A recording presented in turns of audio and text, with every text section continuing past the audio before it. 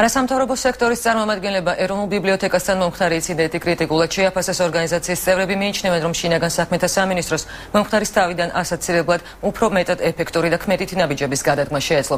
არიბაშვილის უწყებას რეკომენდაციით საქართველოს სახალხო დამცველიც მიმართავს და მომხდარის გამოძიებას მოითხოვს. ინციდენტის გამომწვევ მიზეზებზე შინაგან საქმეთა სამინისტრომ განმარტება დღესვე გააკეთა.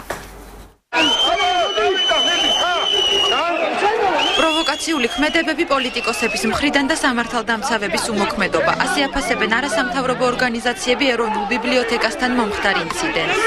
არ არის თბილისის მერის მსგავსი და ზოგადად ნებისმიერი ადამიანის ქმედება მისაღები, როდესაც ისედაც აღშფოთებულ საზოგადოებას მსგავსი ფორმით და ქცევით მიმართავს. შინაგან საქმეთა სამინისტროს შეეძლო უკეთესად დაეგეგმა პრევენციული ღონისძიებები, რათა აღნიშნულ ადგილი არ ქონოდა. გარკვეული წილი პასუხისმგებლობა ბუნებრივი აკისრია იმ ადამიანებს, რომლებმაც თქვათ ასევე შეეძლოთ განეჭვრიტათ, რომ საზოგადოება ძალიან აგრესიული იყო მათ მიმართ და შეეძლო თავი აერიდებინათ. მე მგონია, რომ ეხლა ამ პერიოდში, გარდამავალ პერიოდში, როდესაც ახალი მთავრობა გვყავს, მე ვფიქრობ, რომ მათ უნდა გაითვალისწინონ ის, რომ შესაძლებელია, რომ მათი ოპოზიციის მხრიდან, ასე ვთქვათ, შესაძლებელია, რომ იყოს რაღაც გარკვეული პროვოკაციები.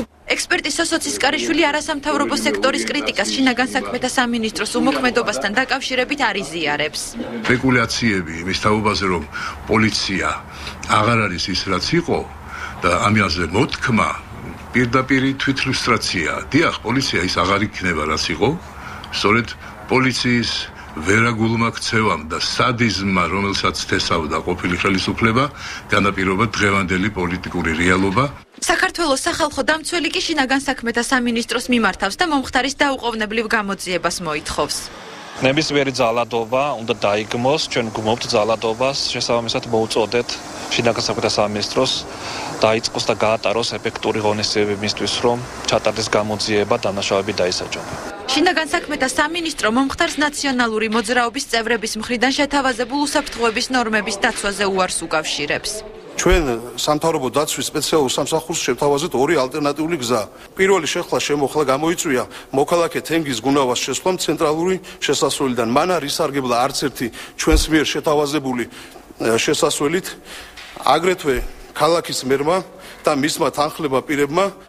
ეროვნულ ბიბლიოთეკასთან მომხდარ ინციდენტს მთაწმინდა კრწანისის პოლიციის სამმართველო იძიებს. ინციდენტში მონაწილე რამდენიმე პირი სამართალდამცავებმა გუშინ ღამეს დააკავეს.